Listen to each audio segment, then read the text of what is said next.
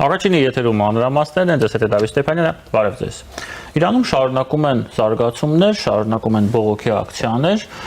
որոշ տեղեկություններ կան, որ արդեն 2 քաղաք են գրավել ապստամբները, կան տարբեր տեղեկություններ, որ Իրանից արդեն նույնիսկ ոսկու արտահոսք է կազմակերպում, իշխանությունը պատրաստվում է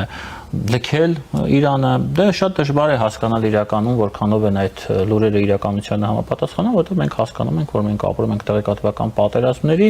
հիբրիդային պատերազմների դարաշրջանում եւ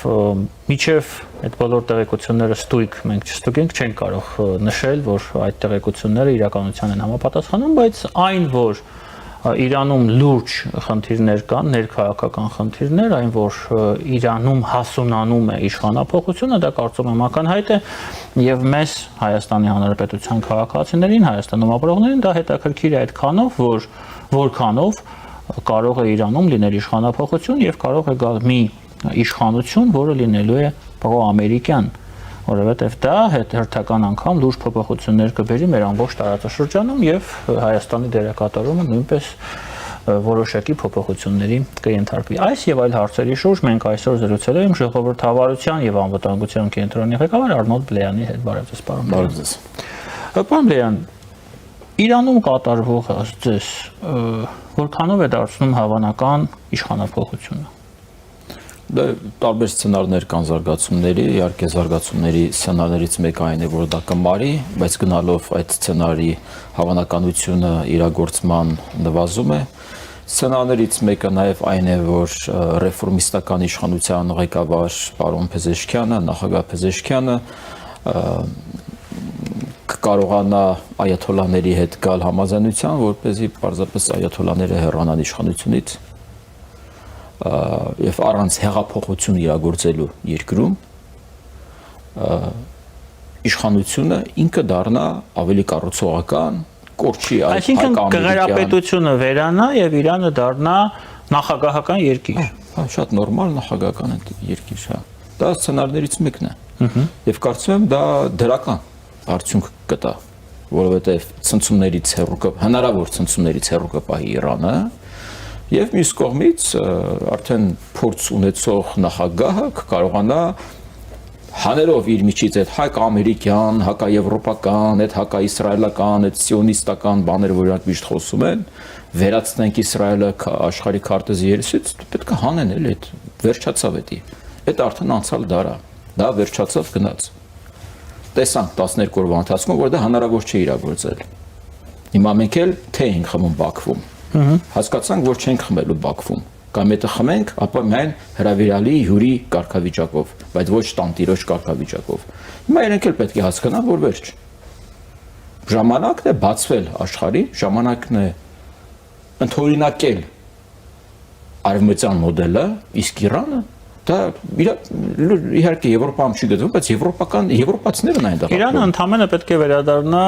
այն ավանդույթներին, երևի թե արմատներին, որոնք կային մինչև 79 թվականը։ Կարող է լինել նաև հեղափոխություն, երբ արդեն ոչ Փեզեշքյանը կկարողանա կառավարել, ոչ առավել եւս այաթոլաները, եւ այդտեղ էլ կա երկու սցենար։ Կամ կլինի նորմալ, հանգիստ հեղափոխություն, կվերադառնա դիցուկ շահի ժառանգորդը, բայց կա նաև այլ սցենար, որ միգուցե այնտեղ դառնա այնպիսի մի անկառավարելի իրավիճակ, որ ցնցումներ լինեն, անջատողական ինչ-որ ձգտումներ լինեն, ի վերջո բազմազգ երկիր է, հա, բազմաէթնիկ, դժվար է հիմա կանխորոշել եւ պատկերացնել, թե ինչ սցենարներով կզարգանա։ Ես նաև հույս ունեմ, որ ռազմական գործողություններ տեղ չեն լինի, հա, Սիրիայի սցենարը։ Սիրիայի սցենարը, ինչպես օրինակ նախագահ Թրամփն է ասում, որ մենք պատրաստ ենք միջամտել եւ այլն, որովհետեւ պատմությունը սովորաբար ցույց է տալի, որ իրանցիք իրենք չեն սիրում, երբ դրսից իրենց ինչ որ մի բան են պարտադրում, իրենք ուզում են իրենցով անել այն, ինչ անում են։ Եվ ես կարծում եմ, որ իրանցիները այնքան խոհեմ են, որ կկարողանան կամ այաթոլաներին հեռացնել, կամ մի ամբողջական հեղափոխություն իրագործել եւ վերադառնալ, ինչպես դուք ասացիք, շահի ժամանակներին։ Դրանից իհարկե կշահի Հայաստանը։ Պարոն Լեան, եկեք երկու սցենար դիտարկենք Իրանի դեպքում, մեկը ամենադեստրուկտիվ սցենարը, մեկը ամենակոնստրուկտիվ սցենարը Հայաստանի շահերից ելնելով իհարկե։ Ամենադեստրուկտիվը ըստ իս դա Սիրիայի ասացիան է, երբ որ 10 տարով, 13 տարիներով կարող է լինել քաղաքական պատերազմ Իրանում, սա ամենադեստրուկտիվ սցենարն է մեզ համար։ Ամենակոնստրուկտիվը հետևյալն է, որ լինելու, ինչպես դուք ասում եք, կամ Փեզեշքյանի միջոցով իշխանափոխություն, կամ հեղափոխության կառավարելի իշխանափոխություն եւ լինելու է ավելի պրոամերիկյան, հա, իշխանություն, սա մեզ համար երևի թե իսկապես նվեր կլինի։ Եկեք երկու սցենարներ դիտարկենք եւ հավանական ինչ կարող է դա բերել Հայաստանին։ Գիտեք, այդ բացասական սցենարը շատ դժվար է պատկերացնել, որովհետև տեսեք, եթե օրինակ հենց Հայաստանին վերաբերող սցենարը, մենք գիտենք, որ Իրանի հետ սահմանակցող տարածքում ապրում են շատ ու շատ ադրբեջանցիներ, ովքեր այնպես չէ, որ ադրբեջանամետ են, իրենք իրապես իրենց իրանցի են զգում, բայց դու երբեք չգիտես, թե ի վերջո ինչ փոփոխություններ դա կարող է բերել եւ այն հանգամանքը, որ Իսրայելը կարող է նաեւ նույնպես փորձել նույն Ադրբեջանի օգնությամբ ինչ վերահսկողություն հաստատել այդ տարածաշրջանում, իհարկե խոսքը չգիտեմ ինչ որ տարածքային անջատողականության պարագայում, բայց կարող է լինել քաղաքական եւ ֆիզիկական ներկայության մասին առանց Իրանի տարածքային ամբողջականությունը խախտելու։ Իհարկե կա նաեւ սցենար, որ անջատողական, հա, ինչ որ սրացումներ կբռնկվեն Իրանում, բայց դժվար է պատկերացնել, որ Ադրբեջանը կցանկանա գնալ այս սցենարով, որովհետև նախ կարծում եմ դա չի ճանաչվի միջազգային հանրության կողմից, որովհետև միջազգային հանրությունը այնքան էլ ոգևորված չի լինի այդքան ուժեղ Ադրբեջանով եւ ավելի ուժեղացած Թուրքիայով։ Մյուս կողմից կարծում եմ, որ Ադրբեջանը ինքը կարծում եմ չէր ցանկանա դառնալ մաս կազմել այն երկրների շարքը, որոնք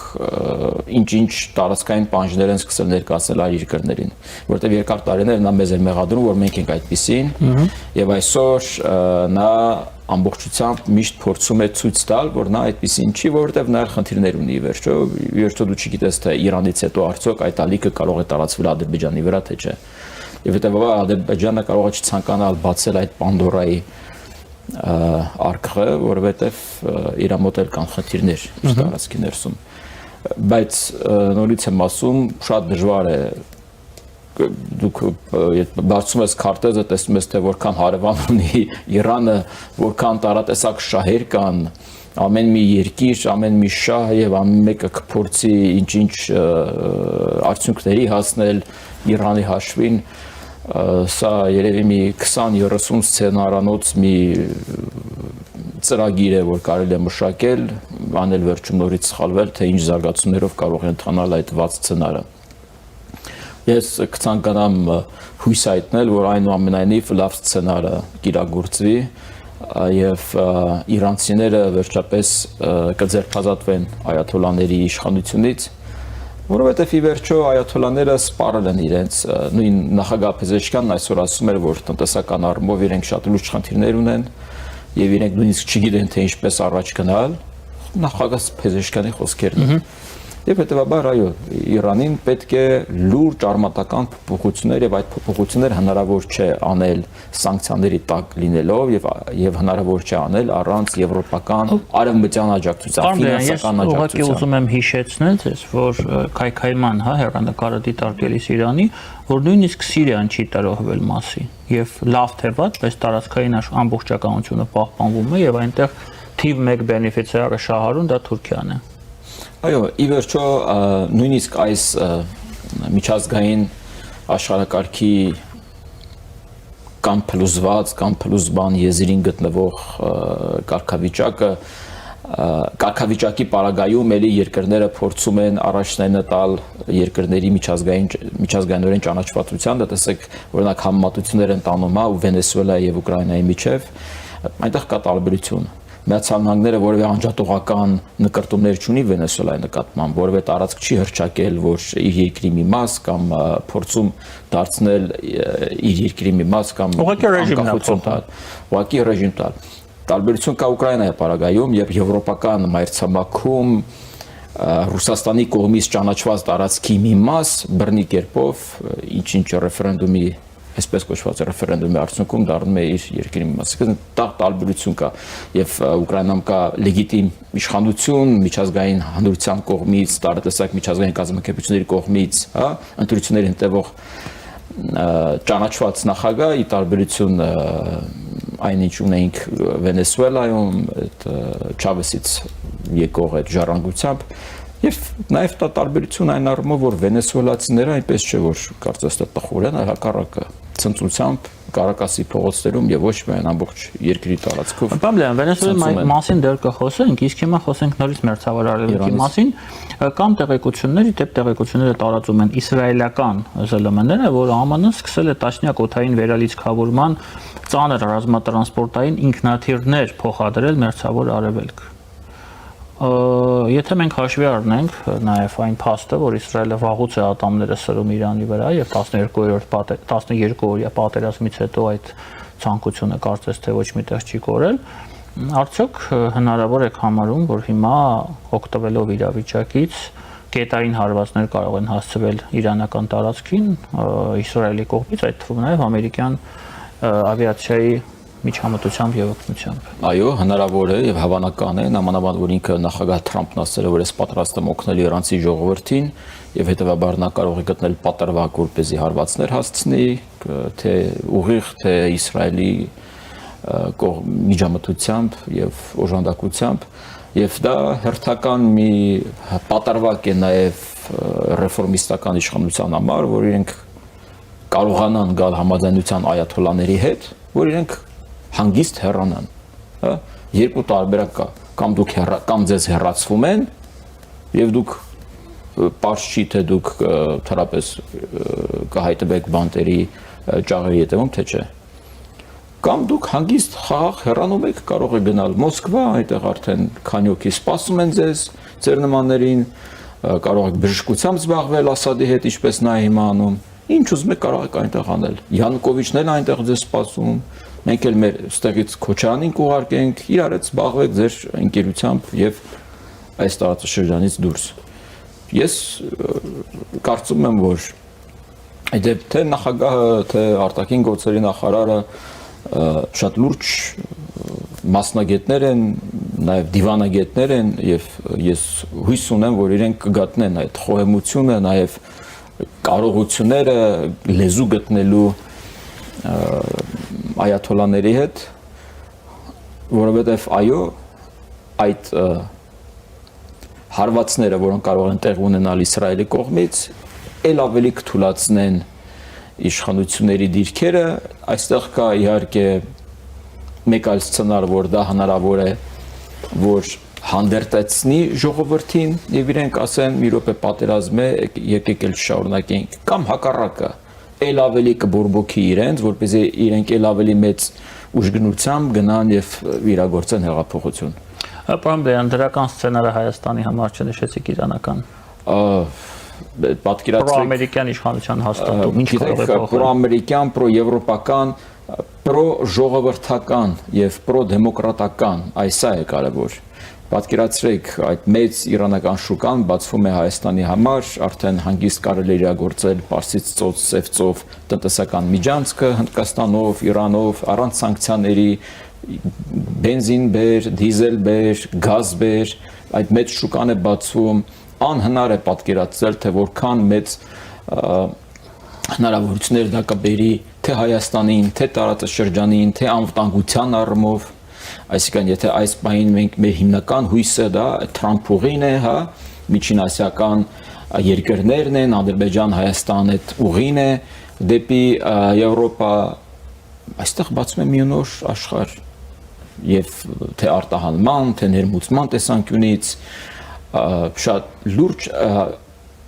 հնարավորությունների դուռ է բացելու, քլոնդայք է բացելու մեր հարևանությամբ։ եւ նամանավանդ հաշվի առնելով այն ջերմ բարեկամական հարաբերությունները, որոնք ունեն հայերն ու իրանցիներն իրար միմյանց միջև եւ արդեն իսկ ձևավորված տնտեսառևտրային հարաբերությունները կարելի է պատկերացնել, թե ինչ մի նոր թափով այդ ամենը կզարգանա եւ արդեն քաղաքական տեսանկյունից Հայաստան-Իրան այդ մեր քաղաքական համագործակցությունը այլևս չի դիտվի որպես տոքսիկ եւ ռիսկային միջազգային հանրության կողմից, նույն Իսրայելի կողմից եւ նույն Միացյալ Նահանգների կողմից եւ այլոց կողմից, այլ հակառակը։ Հայաստանն ունենալով այդ ջերմ հարաբերությունները տարիների շարունակ նաեւ կդիտարկվի որպես կապող օղակ նոր Իրանի հետ, նոր Իրանի իշխանությունների հետ։ Եվ իհարկե դա խոսքը միայն Իրանը չի, Իրանից հետո մենք գիտենք, որ մի ամբողջ աշխարհը բացվում, մեզ պետք է այսպիսի համագործակցություն, մեր տարածաշրջանում մեզ պետք չեն կոնֆլիկտներ, օրինակ կան երկրներ, որոնց կոնֆլիկտներ են պետք իր շուրջ, որովհետև այդ կոնֆլիկտների հիման վրա են իրենք սնուցվում, եւ այդ կոնֆլիկտներից են իրենք սնուցվում նաեւ։ Եվ այդ կոնֆլիկտների շնորհիվ է, որ իրենք կարողանում են պահպանել իրենց իշխանությունը։ Ռեժիմներն են սնուցվում կոնֆլիկտներից։ Այո, բայց մենք այդ երկիրը չենք։ Մենք չունենք էլ այդ ռեսուրսը, որպեսզի դառնանք այդպիսի երկիր, հա։ Օրինակ, եթե մենք ունենայինք միջուկային զենք, Հյուսային Կորեայի պես միգուցե մենք ունենայինք դա։ Փառք Աստծո, փաստորեն մենք չունենք, որովհետև մենք կարող ենք վերածվել մի Հյուսային Կորեայի փակ։ Բայց մենք ունենք այն ինչ ունենք։ Մեզ պետք է կառավարելի հարաբերություններ մեր հարևանների հետ, հիմնականում մեր պրոբլեմատիկ Ադրբեջանի եւ Թուրքիայի հետ, մեզ կարևոր են շատ լավ, բարի հարաբերություններ Իրանի եւ Վրաստանի հետ։ Այլ հարևան մենք չունենք։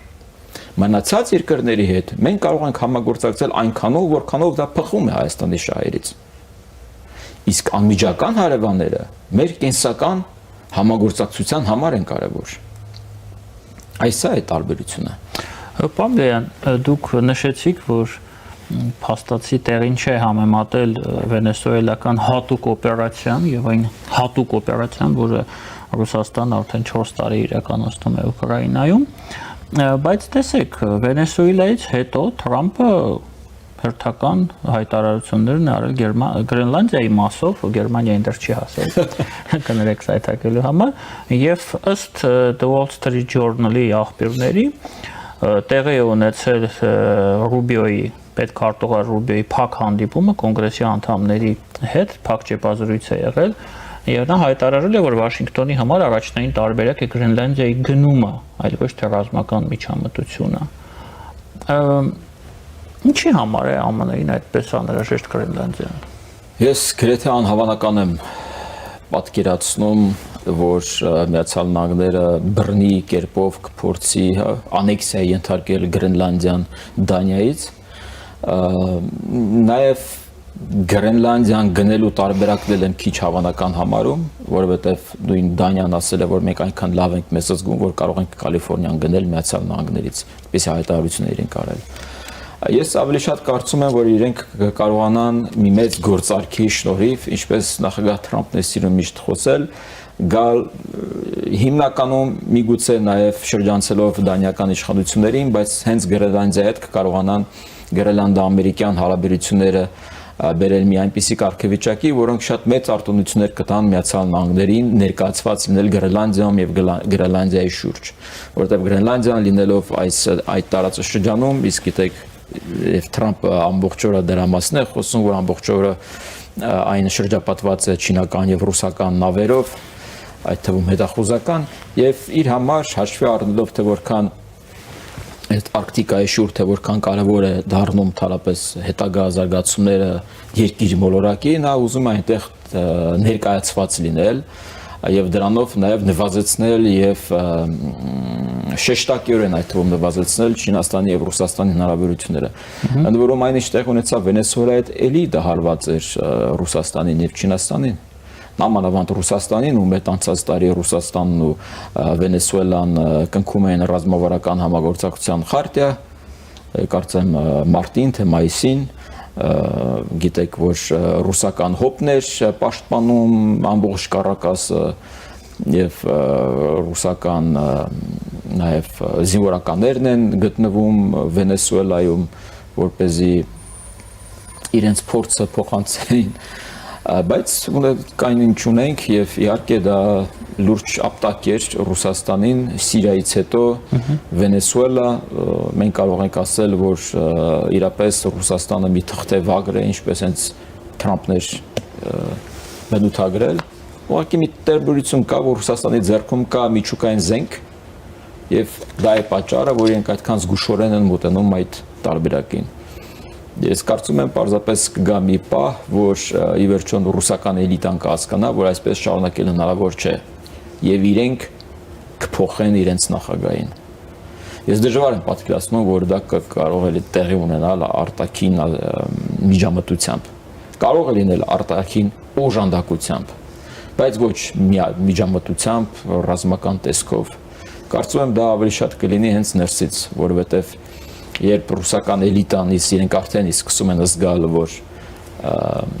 այս պատերազմը Ուկրաինայի դեմ 2014 թվականից սկսած, իսկ հետո 2022 թվականին լայնամասշտաբ դարձած, վնասում է իրենց շահերին։ Տեսեք, պարոն Բլեյան, Ռուսաստանի մասին խոսեցիք, իրականում Ռուսաստանը շատ հետաքրքիր մի իրավիճակում է հայտնվում,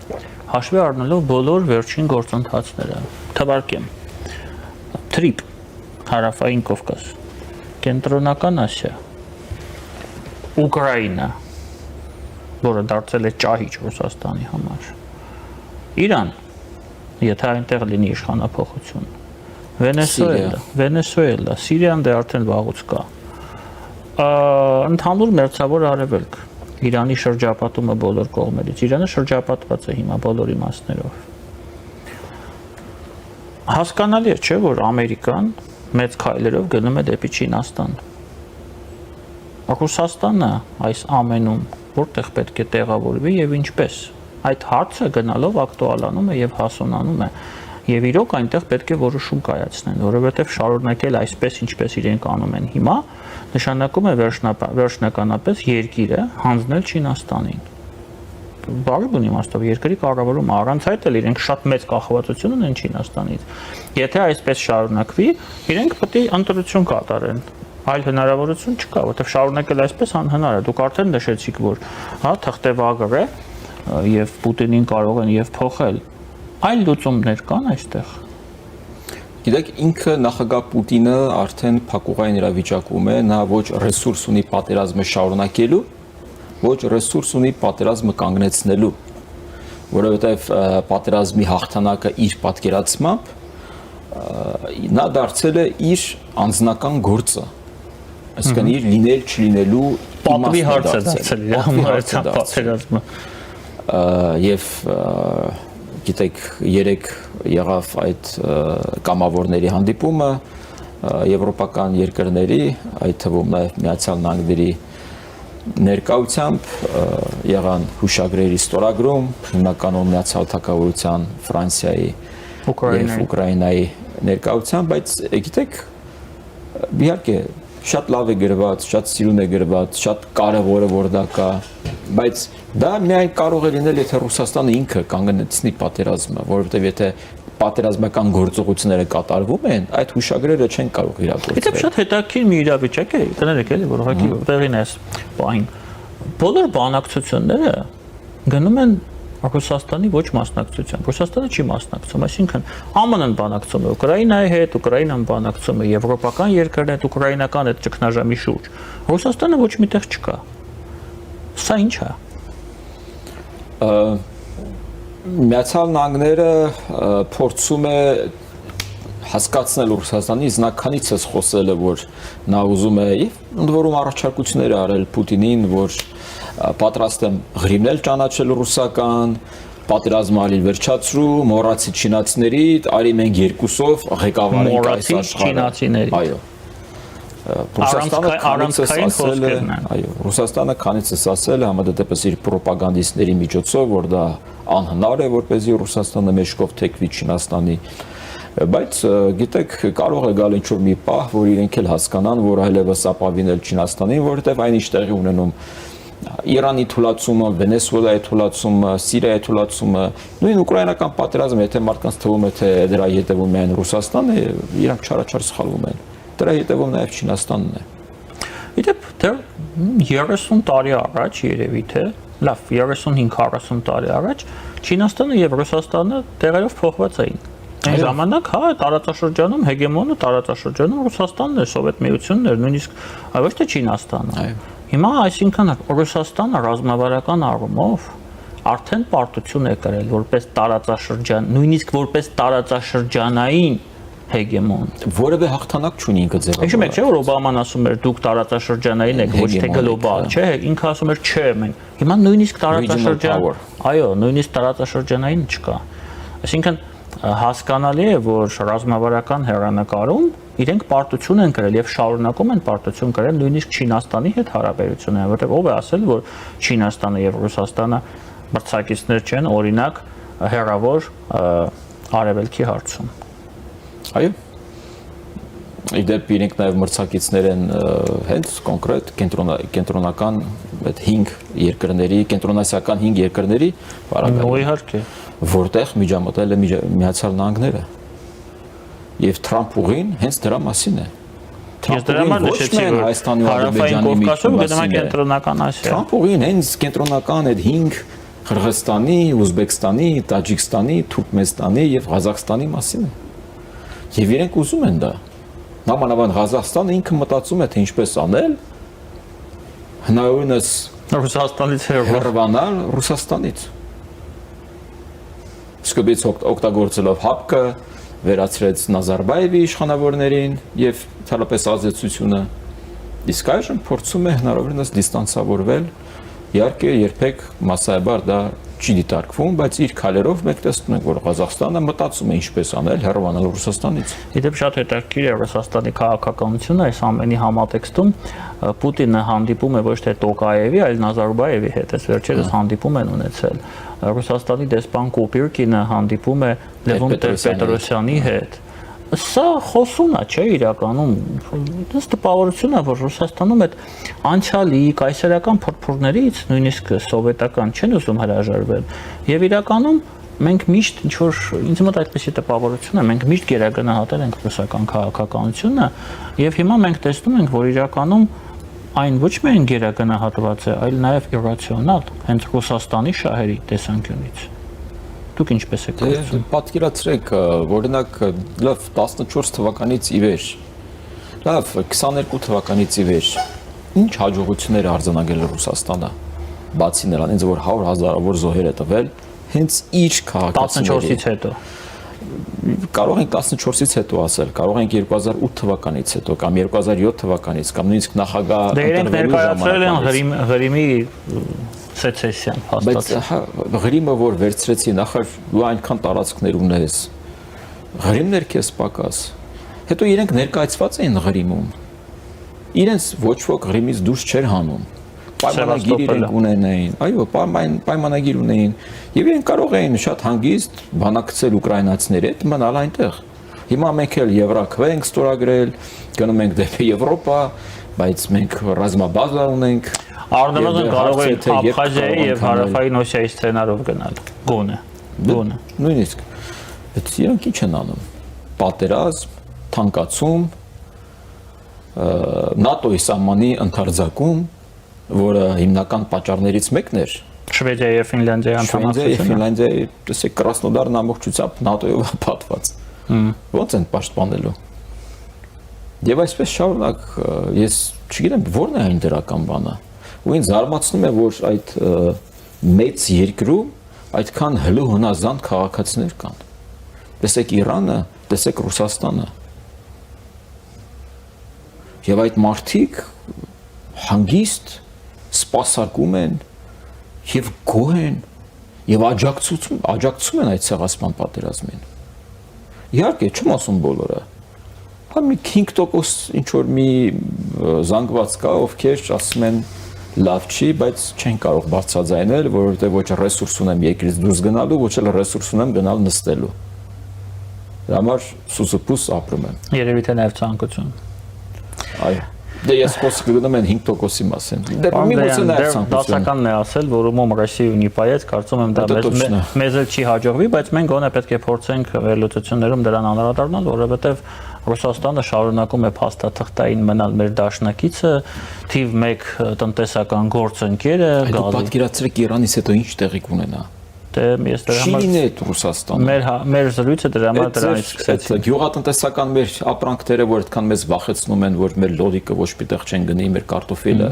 Իրան, մյուսը։ Հուսանք, որ այդ հնարավորությունները կբացվի, հուսանք, որ մեր հաջորդ զրույցի համար մենք արդեն դա կարող ենք ընթացքում, դա կարող ենք քննարկել, շատ շնորհակալ եմ ձեզ, պարոն Դեյան։ Սիրով։ Մեր հյուրն է ժողովրդավարության եւ անվտանգության կենտրոնի ղեկավար Արնոլդ Դեյանը, քիչ անց մենք կվերադառնանք եւ կշարունակենք մեր աշխատանքը։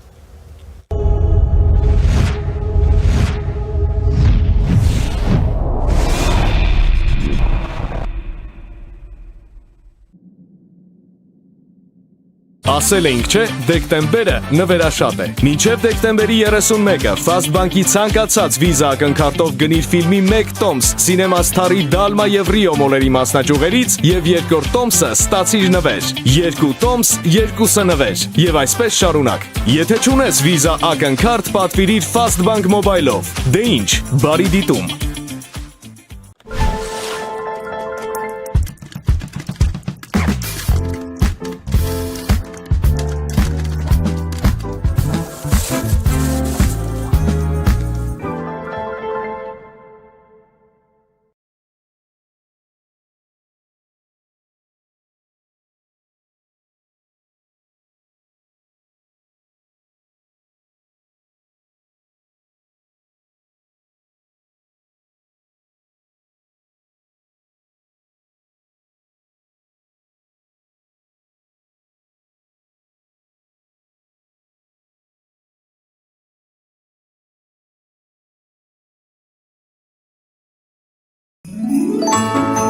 Սիրելի հայրենակիցներ,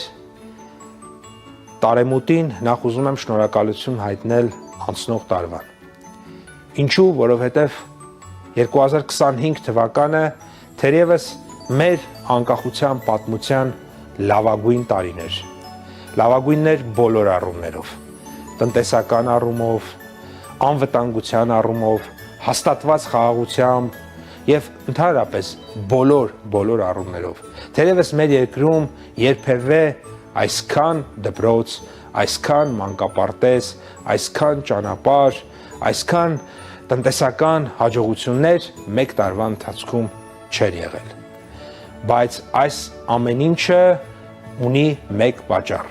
Դա խաղաղության օրակարգն է եւ օգոստոսի 8-ին հայտարարված եւ օգոստոսի 8-ից հաստատված խաղաղությունը։ Եվ 2026 թվականը պետք է լինի այս հաստատված խաղաղությունը ինստիտուցիոնալացնելու տարի եւ որպիսի այլևս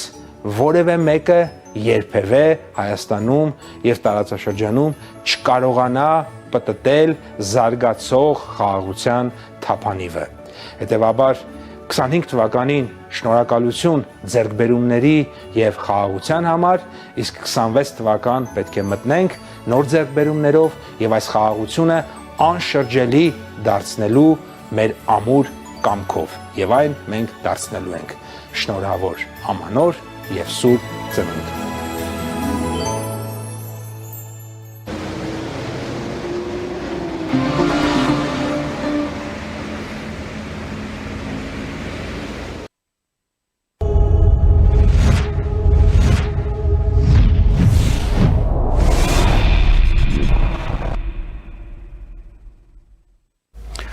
Մեր եթերը շարունակվում է, մենք երեկվա եթերի ընթացքում փորձեցինք վերլուծել այն հայտարարությունները, որը Ադրբեջանի նախագահ Իլհամ Ալիևը արել է իր տարեսկզբյան հարցազրույցում ադրբեջանական ԶԼՄ-ներին, եւ հիմա ես կարծում եմ եկել է ժամանակը լսել այն նկատառումները, որոնք կարող է մեզ հետ կիսվել, նաեւ ադրբեջանական կողմը կապված այդ շեշտադրումներին, որը Ալիևը արել է այդ հարցազրույցի ժամանակ, այս հարցում մեզ կօգնի ադրբեջանցի կոնֆլիկտաբան Արիֆ Յունուսը, որը մեզ տեսակապի միջոցով միացել է Նիդերլանդների Ամստերդամ մայրաքաղաքից։ Приветствую вас, Ариф. Добрый день. Во-первых, хочу поздравить вас, поздравить себя с тем, что мы дожили до 2026 года. Помните наш последний разговор? Я имею возможность поздравить вас с прошедшими праздниками. И перейдем, как обычно, к делам нашим скорбным. В данном случае это интервью, которое дал Ильхам Алиев азербайджанским СМИ в начале года. Я сейчас процитирую то, что мне конкретно стало интересно. Армения может и обязательно выйдет из тупиковой ситуации, в которой она сейчас находится. Дороги между Азербайджаном и Арменией будут открыты, дороги между Турцией и Арменией будут открыты. Армения получит доступ к иранской железной дороге через Нахчеван и к российской железной дороге через Азербайджан. Это выгодно для Армении, здесь не должно быть, и для Армении это не должно быть. Здесь не должно быть проигравших. В любом случае, в экономическом и транспортном плане проигравших не будет. Если кто-то считает себя проигравшим в политическом плане, как говорят, это его собственная проблема. Но если каждый посмотрит на это с прагматической точки зрения, он сможет добиться здесь чего-то хорошего для себя. Откуда такой прагматизм у Ильхама Алиева, учитывая, что еще несколько месяцев назад он говорил, что если Армения не откроет для нас Зангезурский коридор для доступа в Нахчеван, мы возьмем его силой. Что изменилось? Да, это, во-первых, не спешите. Это Ильхам Алиев. Он так же, как и Трамп, еще не раз будет преподносить сюрпризы. В первую очередь, не только нашему, так сказать, обывателю, но и вам. То есть в том же интервью, например, он в том числе и говорил о том, что сегодня не существует такого понятия международное право. Есть право сильного. А это означает, что, учитывая, что он не раз говорил, что Азербайджан намного сильнее, лидер региона и намного сильнее Армении, так что тему того же Зангезурского коридора он может вполне, хотя бы для пиара, пропагандистского, может поднять. Но для пиара он говорил о Зангезурском коридоре в ходе того же самого интервью. Он еще и после будет говорить. То есть тут надо понимать, что вообще такого рода интервью, они все-таки это пиар, пропагандистская такая составляющая. Они произошли как раз сразу после событий Венесуэлы. Вообще сейчас многие политики как раз выступают, опираясь на то, что произошло в Венесуэле. Но с другой стороны, тот прагматизм, который вот, вы сказали со стороны Ильхама Алиева, конечно же, он не на пустом месте, это действительно прагматизм, связан с тем, что, в общем-то, процессы между Азербайджаном и Арменией, они с прошлого года, где-то с марта месяца пошли, уже мы это видели, не раз говорили. Но самое главное, что вот на ваш вопрос, откуда все это? Да потому что здесь американцы заиграли в полную силу. Или пока что не в полную силу, но они уже здесь. Они вот этот насчет маршрута-3 проводят свои мероприятия. И не только насчет этого, относительно этого маршрута. Например, буквально недавно у нас на днях была достаточно серьезная делегация из Соединенных Штатов. Они проводили встречи не только с президентом, но и с министром обороны. То есть возникает также вопрос роли Азербайджана для американцев и Ирана. В этих условиях идти на какое-то обострение с Арменией, когда маховик уже... То есть двигатель двинулся, уже двигается, все уже. Вопрос армяно-азербайджанских отношений – это уже не просто вопрос отношений двух стран. Это целая большая политика, где американцы, самое главное, для Алиева – это американцы. Алиев, как и вот полагается восточному правителю, он всегда исходит из силы. А Америка – это сила. И если здесь есть Трамп, если он маршрутом Трамп, уже только что маршрут Трамп говорим, да, так, там другое название, это же для него сигнал. Есть более сильный, и лучше в русле этого сильного делать что-то. А если это сильный говорит, надо здесь маршрут, коридор открывать, чтобы здесь появились американские компании и так далее, надо просто здесь зарабатывать деньги. Соответственно, надо открывать все коммуникации. Так что этот прагматизм связан с тем, что Россия уже отошла в сторону. По сути дела, Россия остается только издалека что-то говорить, а все решает в регионе Америка. А раз Америка все решает, значит, остальным надо стоять по стойке смирно и заниматься другими делами. Вот и все. Последний абзац вашей речи. процитирую Алиева, если кто-то считает себя проигравшим в политическом плане, как говорят, это его собственная проблема. Кто этот кто-то, на ваш взгляд? В политическом плане, ну, в данном случае это, конечно же, две стороны. Это, с одной стороны, конечно, имеется в виду в первую очередь Россия. Она-то считает себя проигравшим в этом процессе. А с другой стороны, это оппозиция в Армении, которая считает себя проигравшей, которая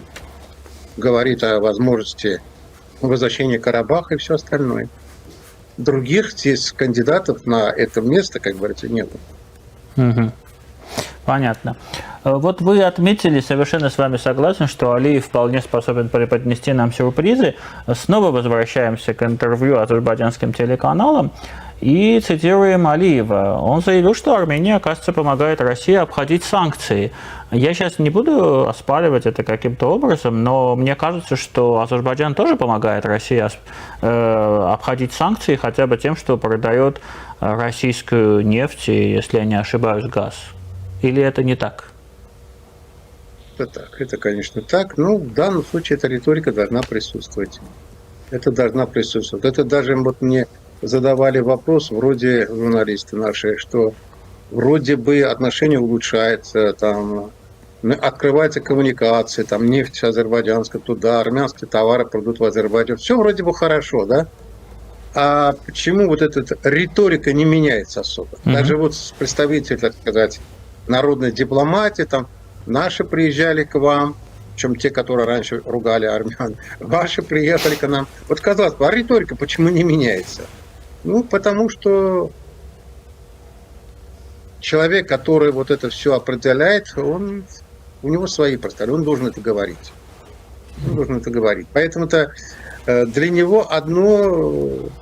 тесно связано с другим. С одной стороны, есть Америка, значит, надо открывать, надо делать что-то, говорить хорошие слова, а с другой стороны, продолжать говорить о Зангезуре, говорить о... Ну, обвинять. Армения все-таки остается образом врага. Знаете, вот это есть такой еще момент. Вроде, опять-таки, все улучшается, и, дай бог, в этом году, может быть, подписание, я надеюсь, что и будет мирного договора. А вместе с тем у нас продолжаются аресты людей, под, так сказать, как якобы армянских шпионов. А вся их вина в том, что вот они вот встречались с армянами или писали совместные статьи там, с армянскими учеными. То есть вроде мир, а с другой стороны, ну что, разве азербайджанские, так сказать, представители неправительственной организации не встречаются с россиянами, не пишут совместные усилия, но что-то их не арестовывают как российских шпионов. Надо будет, конечно, их арестовать. То же самое и с другими. Но сегодня по-прежнему в области врага от Армении. Поэтому это очередной раз что-то сказать, для него это приятно. Предлагаю оставить в покое Ильхама Алиева и поговорить немного о других делах, связанных с Азербайджаном. То, что происходит в Иране, я отслеживаю реакцию азербайджанских СМИ и особого восторга в этой связи не вижу, в то время как, на первый взгляд, он должен был быть, учитывая, что шиитский Иран, в котором правят религиозные силы, аятоллы, он всегда представлял какую-то угрозу, если не Азербайджану, то, собственно, режиму Ильхама Алиева. Вспомним нардаранские события и то, как все люди, имеющие отношение к религии, оказались за решеткой. А почему? Что не устраивает азербайджанский режим в том, если в Иране произойдет революция и будет смена власти от теократии, например, к президентской республике? Давайте начнем с цифрами. В севере Азербайджана проживает 10 миллионов. Ну, я говорю по статистике. Да? В иранском Азербайджане на юге мы точно не знаем сколько. По иранским данным где-то максимально 24 миллиона. По данным азербайджанской страны, конечно же, цифры выше. Минимум 30, говорят 40 миллионов. Точно никто не знает. Но больше, намного больше, чем в независимом северном Азербайджане. То есть, если там что-то произойдет, это же будет связано и с нами. Это отразится на Азербайджане. У нас, например, тема объединения двух Азербайджанов очень популярная, но кто ее, так сказать, стоит за этим популярным, это оппозиция. Власти, например, они не понимают, что объединение означает, что может произойти смена власти в самом Азербайджане, в Северном Азербайджане. Поэтому это с одной стороны. С другой стороны, сейчас такой угрозы со стороны, вот как вы сказали, религиозных, шиитских, этих нету для власти. Ну, все подавлено уже, в свое время было, наверное. Да. Более того, сейчас у Ильхама Алиева прекрасные отношения с президентом Ирана Масудом Пезешкианом, кстати, азербайджанцем по национальности. И в результате, например, когда в 23 году в январе, в конце января, там был этот террористический акт против посольства Азербайджана, нападение было там так. После этого же и начались, собственно говоря, массовые аресты верующих шиитов в Азербайджане. Например, к сентябрю этого года общее число арестованных в Азербайджане шиитов превысило отметку 700. Угу. Из них нам удалось, нашему институту миродемократии удалось идентифицировать, потому что очень сложно, в общем-то, верующие, они немножко не совсем хорошо идут на контакт, но где-то 250 мы смогли идентифицировать, они в списке были политзаключенных. И вот сейчас, канун Нового года, накануне 15 декабря Ильхам Алиев подписал акт о амнистии. 19-го парламент, так сказать, мгновенно все это подписал, разумеется. У нас парламент в роли нотариальной конторы. И начиная с 22 декабря начался вот этот процесс амнистии. Он растянется на 4 месяца, до апреля месяца. Вот с 22 декабря по буквально вот на сегодняшнее число, на 7 января, на свободу вышло 55 шиитов, бывших политзаключенных в нашем списке. 55 человек. Процесс будет и дальше идти. Я предполагаю, что где-то к апрелю месяца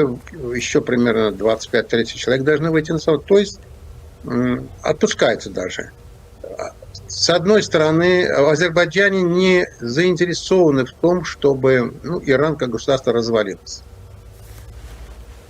И очень осторожно относятся к переменам. Значит, тот же самый же вопрос, тем больше, что вы сейчас говорите, что разве плохо, если в Иране там сменится теократический режим на какой-нибудь такой? Ну, то же самое можно сказать, разве американцы не заинтересованы в том, что в Венесуэле была демократическая, так сказать, оппозиция прошла к власти, была демократия? Да нет, как мы видим, им вполне устраивает. Убрали Мадуро, но его окружение по-прежнему правит. Режим-то остался. Поэтому-то здесь та же самая картина. Проблема не в том, что вот теократический режим. Я уверяю вас, Ильхам Алиев достаточно хорошо научился последний год, по крайней мере, сотрудничать с ними. У них там много чего общего, это достаточно легко. А вот если там смена произойдет и к власти придут другие силы, это с ним надо все заново начинать, и еще неизвестно, получится ли.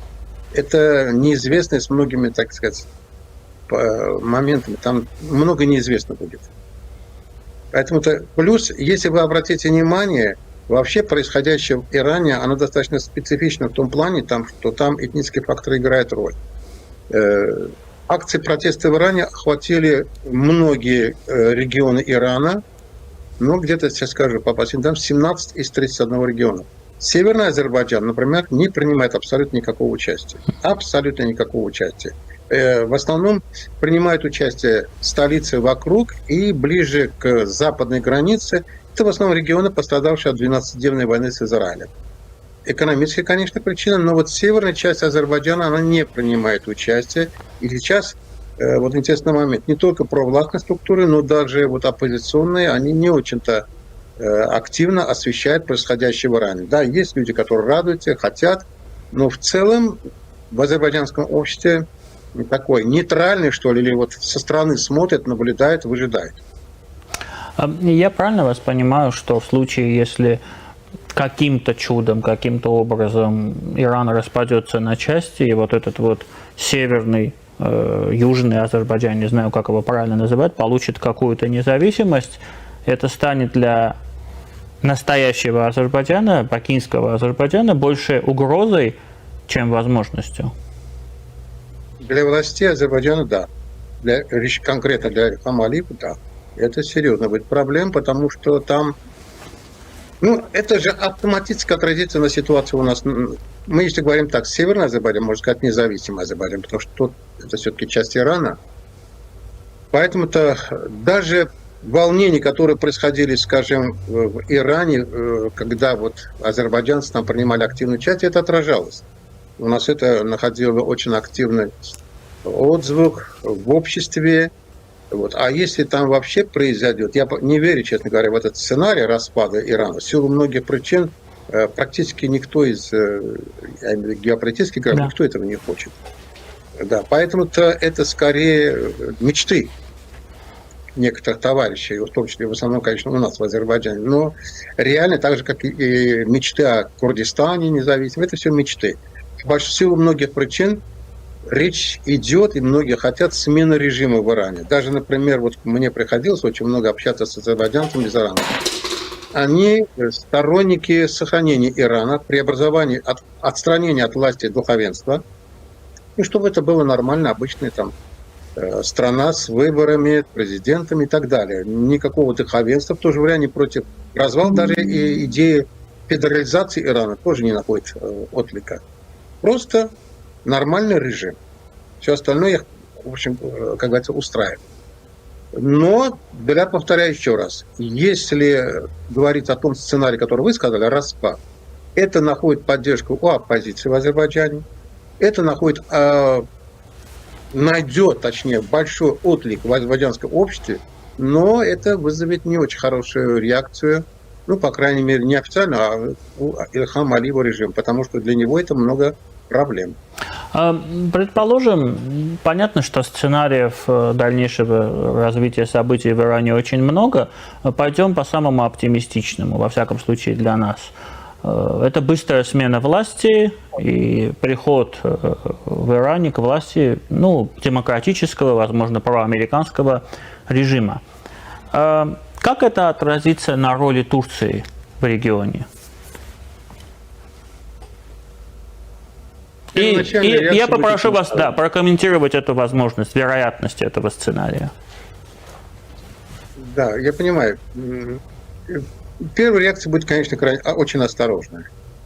Потому что мы, когда говорим об этом сценарии, всегда иметь в виду надо время. Сейчас же речь идет. Потому что одно дело, скажем, если это произошло бы, ну, года 2 назад или через 3 года, другое дело вот сейчас. Даже, смотрите, там произошедшее в Венесуэле, в Турции, например, очень осторожно оценивали, очень осторожно. Поэтому первоначальная реакция, безусловно, будет очень осторожной, будут выжидать, смотреть на развитие событий. Многое зависит от того, кто за режим будет. Я не думаю, что между Турцией и Ираном будет в данном случае, в случае смены режима, осложнение, потому что и Ирану, в общем-то, нужны нормальные, хорошие отношения с Турцией, и Турции нужны. Я думаю, что особых осложнений не будет, и такой негативной, сильной негативной реакции не будет. Потому что тут есть такой момент.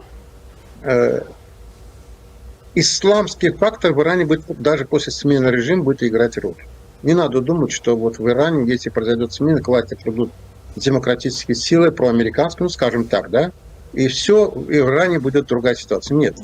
Там категорически против, в общем, большей части населения, они устали просто, от диктата духовенства, от роли, связанной с духовенством, с институтов и структур. Вот это надо убрать. Но никто против же ислама как такового не выступает. Более того, даже мне приходилось слышать, скажем, от граждан Ирана, что мы не против, пускай останется Исламская республика Иран. Главное, чтобы не было вот этого духовенства. Они просто надоели всем. Не должно быть великого, так сказать, Рахбара, руководителя Олега Хамейни, его диктата. Должна быть просто нормальная президентская республика. Так же, как и в Турции, кстати говоря. В Турции же ислам не является такой, не прописан в Конституции. Да, ислам играет роль, но при этом там несколько иная ситуация. Вот такая будет реакция. Я думаю, что такого сказать, что вот между Турцией и Ираном будут какие-то осложнения, это не при. Другое дело, что вот если смена режима может сопровождаться кровавыми эксцессами, гражданской войной, есть же такой момент, тогда многое зависит от того, кто будет играть активную роль, где будет подавление, будет где пролито много крови. Это, знаете, сейчас сложно говорить, но Сценариев много, как вы сами сказали. Дальше все зависит от конкретики. Рассмотрим еще один и на этом завершим, потому что действительно сценариев на самом деле десятки. Слушая достаточно осторожные речи Масуда Пезешкиана, иранского президента, в контексте ваших последних слов, что от рахбаров в Иране устали уже все, создается впечатление, что есть некий компромиссный вариант, который по самому-то деле устроит всех. Это если теократия ликвидируется, и к власти, полноценной власти, приходит президентский институт. То есть Масуд Пезешкиан возглавляет страну и получает полную власть. Ну, на мой взгляд, во всяком случае, я могу ошибаться, это самый некровопролитный и компромиссный вариант. Как вы думаете, возможен такой вариант реализовать? Я думаю, раз об этом и сейчас за пределами Ирана многие говорят. Правда, там есть еще фигура сына бывшего шаха иранского Пехлеви. Он тоже заговорил. Во многом, кстати говоря, да. И вот то, что он заговорил, это как раз минус в том плане, что, например, почему вот в азербайджанском Иране, азербайджанцы Ирана, они не активны. Это потому, что для них Пехлеви – это большой минус. Они до сих пор помнят, что сделал его отец, шах тогда, и это настораживает. Их не устраивает возвращение его, возрождение монархии. Это, как, скажем, в России убрать Путина и монархическую власть восстановить. Да? Это не то время уже. Тем более, что президент Ирана Масуд Пезешкиан с точки зрения азербайджанцев свой. Он азербайджанец, он свой. Да, ему было бы хорошо, если бы он полностью взял власть в свои руки. Это вообще считался позитивно, самый лучший сценарий был бы. Но тут проблема упирается в том, что мы предполагаем, а вся власть в руках не Пезешкиана, а как раз Али Хамини, его окружение. И они, там же и корпус стражей исламской революции, который, кстати говоря, намного лучше вооружен и обучен, чем иранская армия. Это самая боеспособная часть, как раз связанная с духовенством. И вот этих акциях протеста пока что я не вижу там активной роли вот тех частей, тех подразделений, которые связаны с духовенством. Там только басиджи. И то они в основном без оружия, там, дубинками, иногда применяют оружие, там погибли люди. Но пока что это не тот уровень репрессий, который ожидается обычно. Иранский вот этот режим, он кровавый режим, и он способен на жестокое подавление. Но пока что используется в мягкой форме. Тот же Пезешкиан встречался, уже 2 раза встречался. Ему удалось убедить и верховного руководителя, и тот тоже сказал, что протесты, вообще в Иране, кстати говоря, экономические протесты, к ним относятся хорошо со стороны властей. Это нормально, типа как если протестуешь, там, транспортники и так далее, за повышение зарплаты или что-то такое, это нормально. Нельзя переходить красную черту, нельзя вот требовать убрать духовенство, великого Рахбара и других. Вот это красная черта. Вот сейчас уже начинает переходить, поэтому-то, например, Али Хамини 2 дня назад он выступая сказал, что с сторонниками, теми, которые протестуют, говорить надо, а вот с теми, которые разрушают, да еще за их спиной стоят зарубежные силы, с них надо беспощадно расправляться с ними. Поэтому-то еще раз говорю, что сегодня реальная власть не в руках президента. Сегодня реальная власть в руках вот Али Хамини, его окружения. Удастся ли Пезешкиану взять эту власть, это предполагается за рубежом. Насколько это окажется реальным сценарием, честно говоря, это вот сегодня это очень сложно сказать. Должно быть что-то такое в виде, скажем, точечных ударов американской авиации, к примеру, там. Или если режим иранский применит оружие, и это будет носить кровавый характер, это может вызвать тогда более массовое выступление, потому что, по большому счету, сейчас не очень массовое выступление. Относительно, если сравнивать, скажем, с 22-м, и тем более с 19-м годом. Сейчас относительно. Это для Ирана это, в общем-то, не такое же. Это относительно не очень высокий уровень. Должно быть что-то вот такое, или, скажем, обострение отношений, новая война. Сегодня пока что вот эти все сценарии, они больше о них говорят за пределами Ирана, чем внутри Ирана. На самом деле, вероятность внешнего вмешательства достаточно высока. Опять-таки, согласно израильским источникам, наблюдается движение вооруженных сил США в регионе. В частности, это топливозаправщики, американские самолеты, которые направились на Ближний Восток. Если, конечно, это не утка, что тоже можно не исключать. Будем продолжать отслеживать ситуацию. Это не очень хороший сценарий. Да. Это не очень хороший Да, сценарий. конечно. Это один из вариантов. Да, нехороший в том плане, что иранское общество, вообще иранский народ, это достаточно специфично в том плане, это часть ощущения, что они часть древней культуры, они по-другому все относятся, и вот внешнее вмешательство может объединить. Даже вот тех, кто против режима, могут объединить. Вот это тот момент немножко такой острый, щекотливый. Одно дело, скажем, Ирана конфликт с Турцией, тогда может быть другой сценарий. А когда Израиль или Соединенные Штаты, они же полвека в образе врага. Большая сатана, малая сатана. И когда вот большая сатана, Соединенные Штаты, нанесут удар, я не уверен, что это сможет принести позитивный результат. В любом случае, будем отслеживать ситуацию. Большое спасибо вам, Ариф, и хорошего дня. Всего хорошего, до свидания. Մեր հյուրն էր, որը մեզ միացել էր տեսակապով Նիդերլանդերի Ամստերդամ մայրաքաղաքից ադրբեջանցի կոնֆլիկտաբան Արիֆ Յունուսովը, քիչ անց մենք կվերադառնանք եւ կշարունակենք մեր աշխատանքը առաջին եթեր։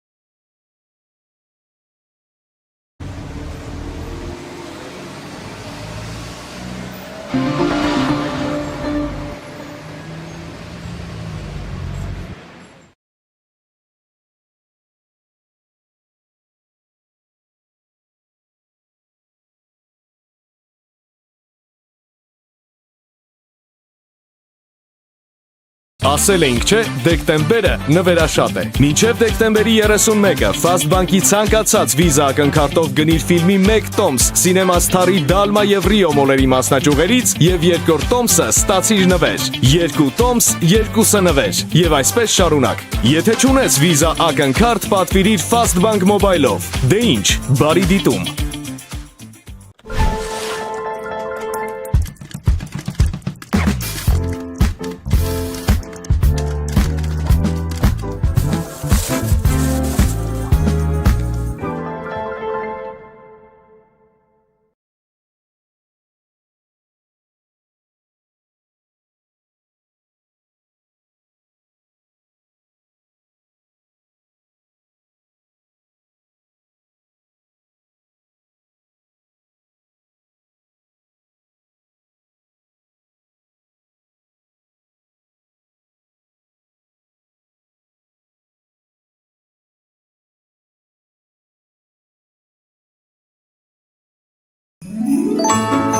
Սիրելի հայրենակիցներ, շնորհավորում եմ բոլորի սամանորն ու Սուրբ Ծնունդը եւ մաղթում եմ, որ գալիք տարին մեզ բերի խաղաղություն, մեզ բերի բարեկեցություն, մեզ բերի երջանկություն, որ մեր պետությունը կարողանա դառնալ մեր բոլորի երազանքների երկիրը եւ այդպես էլ կլինի։ Ես մաղթում եմ, որպեսզի բոլորը լինեն թե անհատապես, թե հավաքական իմաստով երջանիկ եւ ուզում եմ, որ յուրաքանչյուրի դեմքին միշտ եռա անկեղծ շփիթը։ Շնորհավոր ամանոր եւ Սուրբ Ծնունդ։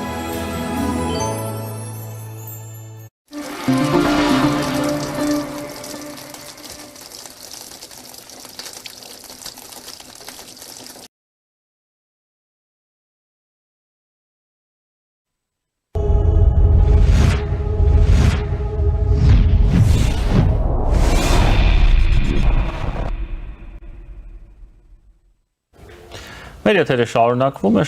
է հարցազրույցով, մեր հյուրն է իրավագետ, իրավաբանական գիտությունների տեխնացու Արտաշես Խալաթյանը, բարև ձեզ պարոն Խալաթյան։ Բարև ձեզ։ Պարոն Խալաթյան, հայտնի է ճանապարհային քարտեզը, եկեղեցու հոգևոր բարենորոգման ճանապարհային քարտեզը, ինչ կետերն են աչքի առնում ձեզ որպես մասնագետի առաջին հերթին։ Նախ եւ առաջ այդ ճանապարհային քարտեզի մասով պետք է ասել, որ հանրային պահանջարկ դեռ կար սկսած 2007-2008 թվականներից, հատկապես 2008 թվականի մարտի 1-ից հետո եկեղեցու բարձրաստիճան հոգևորականության եւ նախ եւ առաջ կաթողիկոսի վարքաբանության առումով, որովհետեւ հայաստանյաց առաքելական Սուրբ եկեղեցին այն հոգևոր մերանն է, որը որ թույլ է տալիս ապահովել հավասարակշռություն քաղաքական, այսպես ասենք, հարաբերությունների, քաղաքական մրցակցության եւ պետականության, հանրային բարոյականության եւ հանրային շահի միջև, այսինքն որ քաղաքական հարաբերություններից անդին կա պետություն, կա հանրային բարոյականություն, կան ուրեմն մարդու իրավունքներ, կա ուրեմն, այսպես ասենք, մարդ աստված փոխհարաբերություններ, հա, ինչի բնական պատվարը հենց հայաստանյաց առաքելական Սուրբ եկեղեցին է։ Այդտեղից սկսած արդեն մարտի 1-ի սպանդին որևէ կերպ չարձագանքելով, ավելին ասեմ, ի տարբերություն օրինակ վրաց պատրիարք Իլիայի, որը եկել էր դեռ Սաակաշվիլու կառավարման ժամանակ եկել էր կանգնել էր ցուցարարների եւ ոստիկանության մեջտեղում ըստ էության փորձելով կանխել այդ բախումները, մենք այդպիսի որևէ վարքաբանություն չտեսանք կաթողիկոսի եւ եկեղեցու բարձրաստիճան հիերարխների կողմից։ Իհարկե եղան հոգևորականներ բազմաթիվ, որոնք իրենց ուրեմն հոգևոր պարտքը կատարեցին եւ մեկը ուրեմն լուսահոգի երջանկահիշատակ Տեր Գյուրեղն է,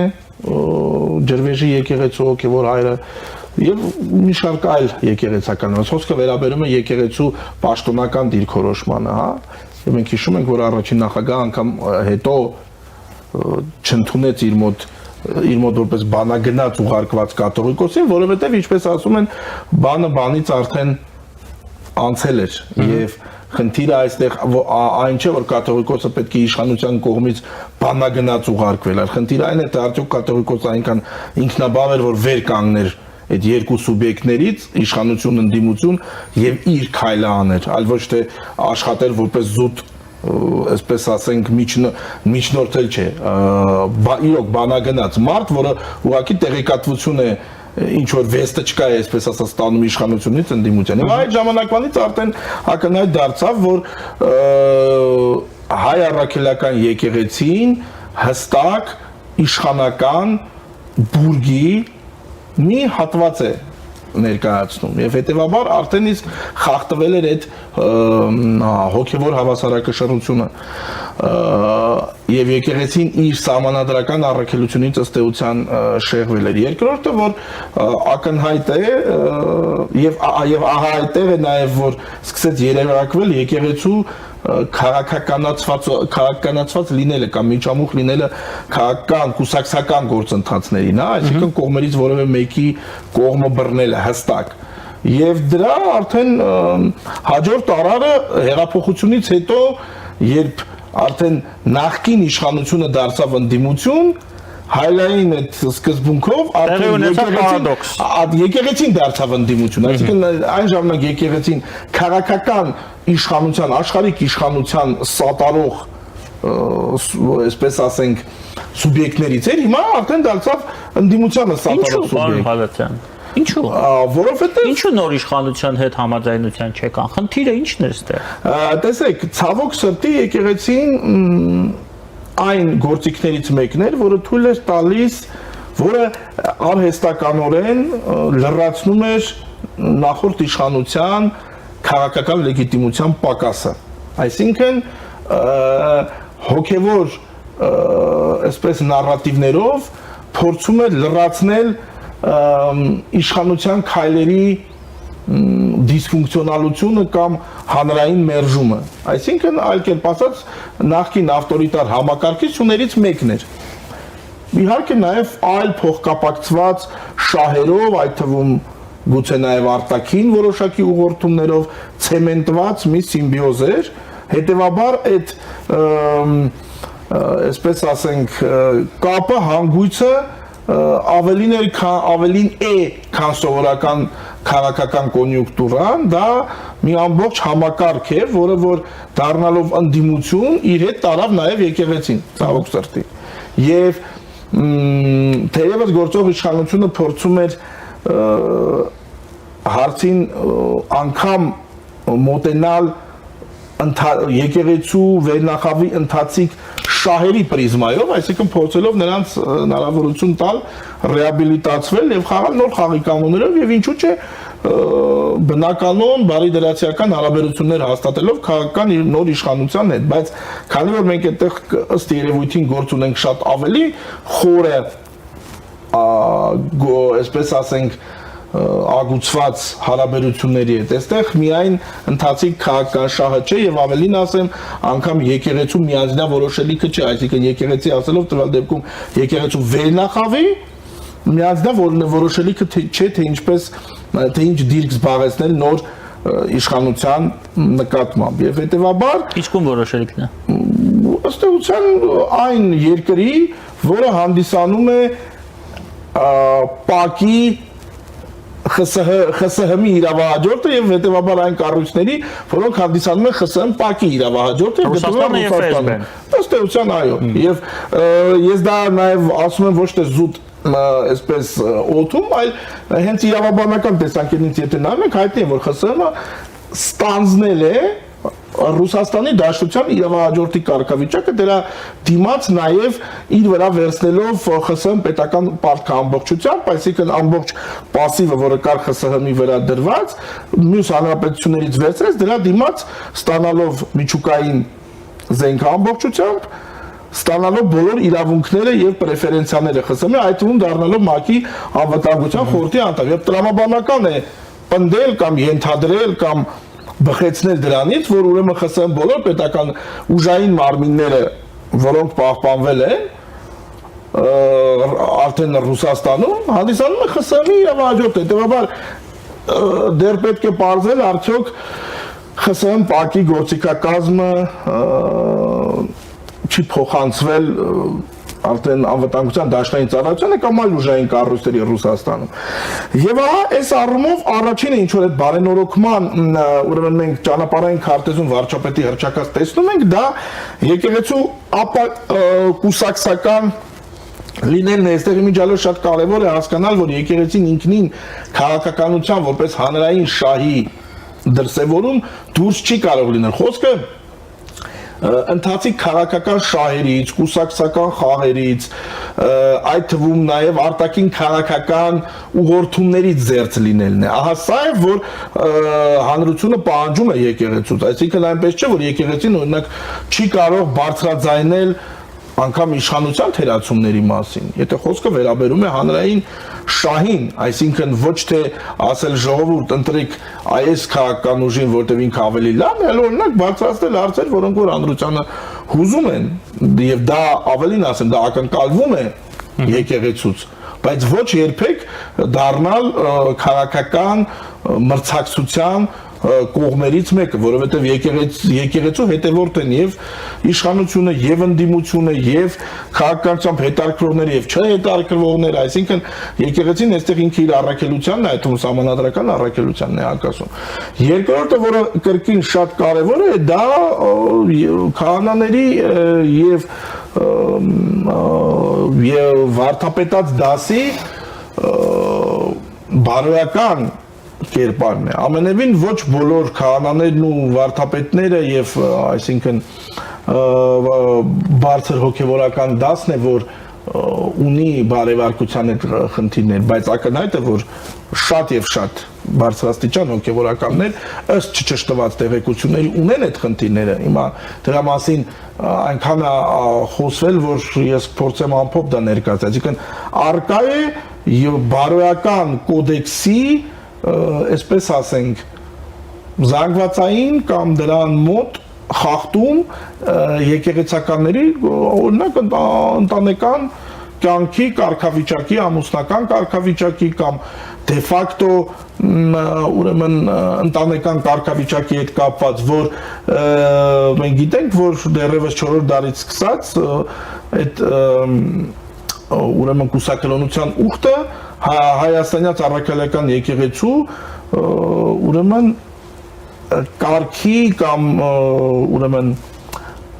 այսպես ասենք սրբազան ավանդության մի մասն է կազմում, հա, որ եթե դու ուզում ես եկեղեցական աստիճանակարգության մեջ բարձրանալ քահանայից անդին, դու դրա դիմաց պետք է, այսպես ասենք, քո անձնական կյանքը զոհաբերես, այսինքն դրա դիմաց դու որոշակի ինքնազրկանք ես սկսում կրել։ Բայց հայտնի է, որ երբ որ մի վարկագծի կանոն զանգվածաբար սկսում է խախտվել, փաստացի սկսում է գործել նոր կանոն դե ֆակտո, այսինքն այդ կանոնի լեգիտիմությունը իդերև է լինում։ Եվ հիմա սա լրջագույն խնդիր է, ինչ անել, ընդ որում ես հանուն ճշմարտության պետք է ասել, որ այս խնդիրը միայն հայաստանյաց առաքելական եկեղեցու խնդիրը չէ, մենք գիտենք, օրինակ նույն կաթոլիկ եկեղեցում ավելի խիստ կանոն է դրված, չկա որևէ եկեղեցական, որը կարող է լինել ամուսնացյալ։ Եվ այնտեղ էլ մենք տեսնում ենք ժամանակ առ ժամանակ բորբոքվող սկանդալներ, այստեղ խնդիր կա այդ առումով, այսինքն սա լուրջ քննարկման հարց է։ Արդյոք պետք է օրինակ որպես առաջարկ, այսպես կամ այսպես միտք հրաժարվել այդ ցելիբատ ասացից, այսինքն կուսակրոնությունից, թե պետք է բարձրապես հստակ ինստիտուցիոնալ ճանապարհով վերահսկել ուրեմն հոգևոր դասի վարկը, այդ թվում անձնական կյանքի առումով, եւ ակնհայտ է, որ բոլոր դեպքերում իրավիճակը չի կարող մնալ ստատիկ այնպես ինչպես կա, եւ այդ հարցը եւս խիստ կարեւոր է, որովհետեւ եթե հոգևոր դասը, իհարկե մենք հասկանում ենք, որ ոչ մեկ սուրբ չէ, բայց հարցը այն է, թե արդյոք այդ վարկը գոնե հոգևոր դասի զղջման արժանանում է, թե դա արդեն դարձել է կյանքի բնականոն մաս։ Էլ չասած, որ կրկին չճշտված տեղեկությունների համաձայն կան նաև այնպիսի կենցաղավարությամբ ապրող հոգևորականներ, որը ամենևին արդեն նույնիսկ դուրս է ընտանեկան զուտ երեխա ունենալու հարցից, որը այստեղ կարող է անգամ չարյալ փոքրագույն համարվել։ Ցելիբատը հանգիստ թողնենք, որովհետև կա շատ ավելի, այսպես ասեմ, դժվար անցանելի իրողություններ, որոնցից մեկը ԱԱԾ-ի հրապարակված փաստաթուղթն է, ըստ որի Եզրասարքի եպիսկոպոս Ներսիսյանը 86-ից 88 թվականին համագործակցել է ԽՍՀՄ ՊԱԿ-ի հետ։ Ահա այսօր պարոն Եզրաս Ներսիսյանը կեղծ է որակել այդ փաստաթուղթը, նա նշել է, որ փաստաթուղթը կեղծ է։ Հարց ձեզ որպես իրավաբանի, ինչու այդ դեպքում ԱԱԾ-ին դատի չի տալիս, պարոն Եզրասը։ Դե դա բանն է, էլի նման այդ որ ասում է դուրակ, ասում է սամ դուրակ, կամ նանյետ է սուդանյետ, այդ տարբերակն է, այսինքն հերքումը նույն հաջողությամբ ես կարող եմ նաև խոսել այն մասին, որ օրինակի համար Տավուշի թեմի առաջնորդը, երբ խոսում է այն մասին, որ իրեն վերագրվող ուրեմն ձայնագրությունը կեղծ է, ինքը եւ իր փաստաբանական թիմը երբևէ չեն միջնորդել փորձակնություն անցկացնել արդյոք դա ճիշտ է ձեզանից հեռու կներեք հազար անգամ ձեզ մեղադրեն որ դուք ՊԱԿ-ի հետ համագործակցել եք ԱԱԾ-ն մեղադրի պաշտոնական փաստաթղթով կասեք սուտ են ասում եւ վերջ դատի չեք տալու դե բնականաբար եթե դու վստահ ես որ դա այդպես չէ դու դատի ես տալիս կամ ներկայացնում ես այնպիսի անհերքելի ապացույցներ օրինակ, որ դու հակառակը ասենք, ենթադրենք ՊԱԿ-ի կողմից հետապնդվել ես ազգային գաղափարների համար, օրինակ, կան մեզանում նաև մարդիկ, որոնք այո, ՊԱԿ-ը իրենց իր թշնամին է հռչակել եւ իրոք իրենք ազգային գաղափարների համար անգամ հետապնդումների են ենթարկվել, եւ դու ոչ դատի ես տալիս ոչ անում ես այս իմ նշած երկրորդ ճանապարհով ես գնում, ստացվում որ դու ուղղակի այդ զանգվածային այդ լրահոսի մեջ փորձում ես այդ խոսքը թրամսնել հանրությանը, որպեսզի, այսպես ասենք, ընդհանուր այդ լրահոսի մեջ նաև համապատասխան, այսպես ասենք, կազմակերպված խմբերը կտարածեն, կխոսեն, որ հատեսեք երկեց եւ այլն, եւ փորձ են անելու ինչ որ ջուրահավատ մարդկանց զուտ կերակրել այդ հերկմամբ։ Եթե մենք դյուրահավատություն ունենք մի կողմ, սա մեծ հաշվով հաստատում է, որ այդ փաստաթուղթը դեստեյության, եթե մի ամբողջ կառույց ազգային անվտանգության ծառայություն հրապարակում է մի փաստաթուղթ եւ դրան հետևում է ընդամենը այդ բանավոր հերկումը, դա ցույց է տալիս, որ ըստ էության մենք գործ ունենք, այո, գործնականում հաստատված փաստի հետ, որովհետև խոսքը վերաբերում է ոչ թե ինչ որ ֆիզիկական անձի, այ օրինակ կարող է մի ֆիզիկական անձ ենթադրենք մեկին ինչ որ բանում մեղադրել, ու մյուսը ուղղակի ժամանակ չունենալով ամեն մի այդպես զազրախոսի հետևից գնալ, կարող է նաև ուղղակի հերքել եւ անցնել մի կողմ, բայց երբ որ խոսքը վերաբերում է պետական կառույցին, այլ ազգային անվտանգության ծառայությունը, մենք այստեղ լրջագույն արդեն խնդրի ենք բախվում, բայց այստեղ պետությունը նույնպես անելիք ունի, որովհետեւ որպեսզի այսպես չլինի անհատական մակարդակում հրապարակում, հերքում, դրա համար գոյություն ունի հստակ ինստիտուցիոնալ կառուցակարգ, դա լյուստրացիան է, որը համակարգային առումով հարցին միանգամից լուծում է տալիս, ընդ որում նաև եկեղեցականները այն սոցիալական սեգմենտն են, որոնք օրինակ նույն Արևելյան Եվրոպայում, Բալթյան երկրներում հատուկ եւս լյուստրացիայի են ենթարկվել եւ համապատասխան անձին, որ բացահայտվել է, որ համագործակցել են ԽՍՀՄ ՊԱԿ-ի հետ, նրանք ուղղակի ուրեմն հարկադիր կարգով դադարեցվել է նրանց հոգևոր ծառայությունը եւ նրանք զերկվել են համապատասխան ոլորտներում ընդհանրապես ներգրավելու հնարավորությունից հոգևոր լինի, քաղաքական լինի եւ այլն եւ այլն։ Եվ այստեղ նաեւ պետությունն է թերանում, դրա համար էլ մենք այսօր փաստորեն այդ լրջագույն խնդիրը տեսնում ենք, որ փորձ է արվում հակառակ կողմից անլրջացնել, հա, անգամ խոսելով այն մասին, որ ԽՍՀՄ ՊԱԿ-ի գործակալ լինելը կամ համագործակցող լինելը ազգանվեր գործունեություն է, հա, այսինքն դա շատ լավ բան է։ Այդ դեպքում հարց է առաջանում, թե 37 թվի այդ սպանդի մեջ որոշակի մասնակցություն ունեցած ժամանակի գործակալները այդ ինչ ազգանվեր գործունեություն էին իրականացնում, որին զոհ գնաց նաև մեր էլիտայի հարցերը իրականում անպատասխան շատ են։ Ես առաջարկում եմ հոգևորից եւ Հայաստանից մի հազարավոր կիլոմետրերով հեռվանանք Վենեսուելա։ Հարցս ձեզ որպես հերթական անգամ իրավաբան եմ ուղղում։ Տեսեք, Մադուրոյի ձերբակալումը, Մադուրոյի արևանգումը, որքանով է սա իրավաբանորեն համապատասխանում գործող միջազգային կարգին եւ արդյոք սա չի խոսում այն մասին, որ հերթական լուրջ հարվածն է հասցվել միջազգային կարգին։ Այո, վերջից գա միջազգային կարգ որպես այդպեսին այսօր ցավոք սրտի նախքին տեսքով այլևս գոյություն չունի։ Հերթական հարվածը երերացող արդեն համակարգին հասցվում է եւս մեկ հարված եւ որքան էլ որ ԱՄՆ-ի կողմից հրճակված նպատակները ինչու կոնկրետ այդ հատուկ գործողությունը արվեց, ես կիսում եմ զուտ նպատակների առումով, որովհետև հայտնի է, որ Վենեսուելան այսպես պետության, արդյունավետության ցուցիչներով, որը նաև հատուկ մասնագետների կողմից ուսումնասիրվում է, հանդիսանում է failed state, որը արդեն գնում է դեպի collapsed state, այսինքն կործանված պետություն, չկայացածից գնում է դեպի կործանված, որովհետև այդտեղ ըստ էության պետությունը զանց է առել որևէ հանրային օգտակար գործառույթ իրականացնել, այսինքն դուրս է եկել ընդհանրապես իր առաքելությունից եւ զբաղված է մասնավոր կորպորատիվ շահերի սպասարկմամբ եւ անգամ եթե դուք YouTube-ով նա սովորական այսպես փնտրեք, դուք կգտնեք խայտառակ պատկեր, սկսած նրանից, որ չկա ոչ հանրային տրանսպորտ, ոչ նորմալ բժշկություն, ասենք ոչ հանցավորության դեմ պայքար, անգամ կան նույն կառակասում այսպես թաղամասեր, որտեղ պետությունը անգամ դե յուրեին հասնող մակարդակով ուղղակի արտապատվիրակել է կարգի պահպանումը հասարակական հանցավոր խմբավորումներին, որոնք կոչվում են, կարծեմ կոլեկտիվով են կոչվում, հենց այսինքն հանցավոր խմբեր են, որոնք անգամ ԶԼՄ-ներին են հարցազրույց տալիս եւ այլն, որպես հասարակական կարգի, այսինքն ակնհայտ է, որ այդ պետությունը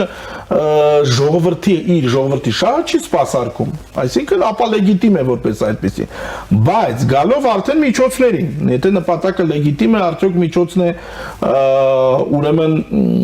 համաչափ եւ լեգիտիմ, այստեղ որ մենք բախվում ենք շատ լուրջ խնդրի, ստացվում է, որ ԱՄՆ-ն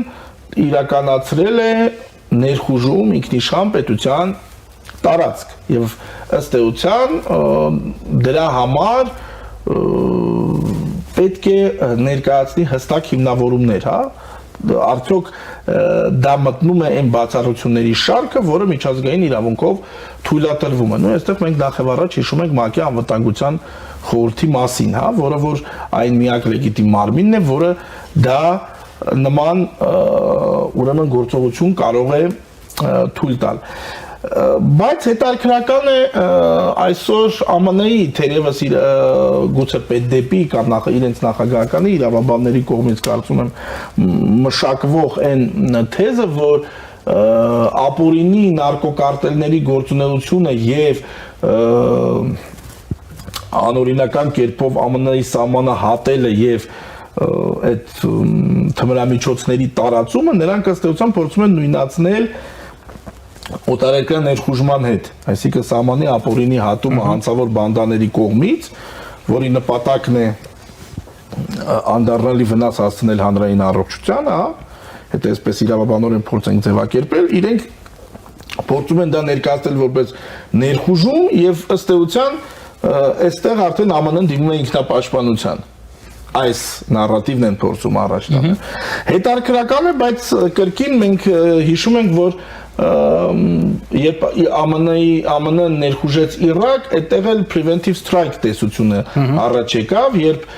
դեռ Իրաքը չէր հարձակվել, բայց կար լեգիտիմ հիմքեր կասկածելու, որ կարող է այդտեղ, ասենք, միջուկային զենք լինել, որը որ ուղղվեր ԱՄՆ-ի դեմ եւ ԱՄՆ-ն կանխեց Զենքը չգտան այդպես։ Զենքն էլ այդպես էլ չգտան։ Բայց բոլոր դեպքերում իհարկե, եթե մենք նայում ենք, որ այն տեսանկյունից, որ իրավունքը զարգացող երևույթ է եւ ըստ էության նաեւ չենք հերքում, որ Վենեսուելայի նաեւ աշխարհաքաղաքական այսօրվա դիրքավորումը միջազգային իրավակարգին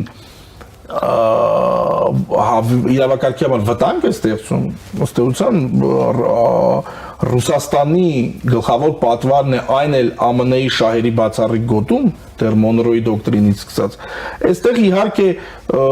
կարող ենք լեգիտիմություն փորձել փնտրել ԱՄՆ-ի գործողություններում, բայց այդ լեգիտիմությունը բավականին խախուտ է։ Ամենայն դեպս Ամերիկայի Միացյալ Նահանգների ղեկավարությունը, տվյալ դեպքում Դոնալդ Թրամփը, զուտ ռեալ պոլիտիկից բխող այդ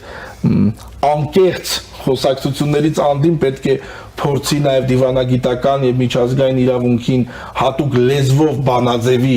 իր քայլերը հակառակ պարագայում դա կարող է կանաչ լույս վառել իրական օպորտունիստական ուժերի համար, ռևիզիոնիստական ուժերի համար իրենց ուրեմն մերկանտիլ քաղաքական շահերի իրացումը փնտրել ուղղակի զինված ներխուժումներով։ Այսինքն այստեղ շատ կարևոր է, որպեսզի այդ քայլը որոշակի իրավական, միջազգային իրավական բանաձևում ստանա։ Այլ ոչ թե պարզապես ասվի, որ այ դե մենք ուզում ենք բանը, մեր քանի որ ազգայնացվել են ամերիկյան ենթակառուցվածքները Վենեսուելայում, մենք եկել ենք այդ ենթակառուցվածքները հետ վերցնենք։ Ու դա մի քիչ, այսինքն ըստ էության գուցե եւ միջազգային իրավակարգի համար օգտակար քայլը ԱՄՆ-ի բարձրաստիճան ղեկավարության խոսույթից հետո պետք է ստանա իրավաբանական հիմնավորում այդ։ Իհարկե, այդ առումով իմիջիալոց Ջորջ Բուշի վարչակազմը շատ ավելի հմուտ Իրաքի մասով։ Այո, եւ քարոզչության տեսանկյունից եւ համենայն դեպս փորձ էր արվում ցույց տալ, թե որն է դրա նպատակը՝ terrorizmi դեմ պայքար, որոշակի ռեալ վտանգ Իրաքից, մի կողմ թողնենք, թե դա իրականում ճիշտ է, թե սխալ խոսքը, այն է, որ կա որոշակի միջազգային շփման լեզու, իսկ դա իրավունքն է, հա։ Այսինքն, եթե դու դուրս ես գալիս այդ խուսույթից, դա արդեն վերածվում է անարխիայի, այդ դեպքում յուրաքանչյուր պետություն մեծ թե փոքր, իր մեծ թե փոքր շահերը կփորձի իրացնել զուտ ուժի կիրառմամբ։ Շարունակենք, պարոն Խալաթյան, սպասենք ԱՄՆ-ի կողմից, Վաշինգտոնի կողմից այդ հիմնավորմանը, իսկ շնորհակալություն հարցազրույցի համար։ Մեր հյուրներ իրավագետ, իրավաբանական գիտությունների թեկնածու Արտաշես Խալաթյանը, ես Դավիթ Ստեփանյանն եմ, այսպիսին էին այսօրվա մանրամասները։ Կհանդիպենք։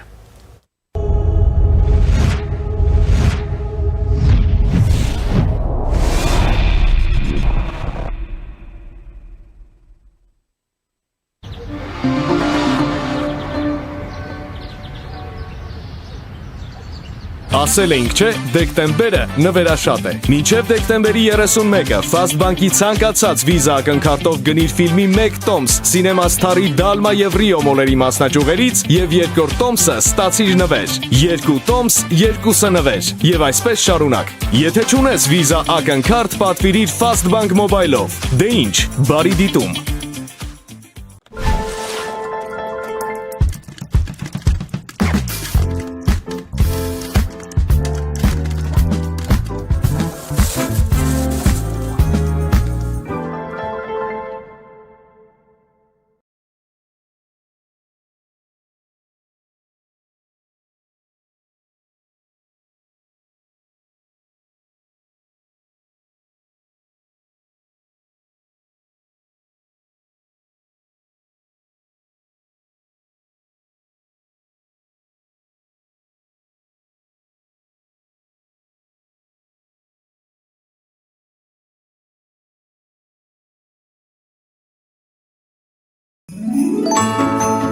Սիրելի հայրենակիցներ, ամփոփում ենք Հայաստանի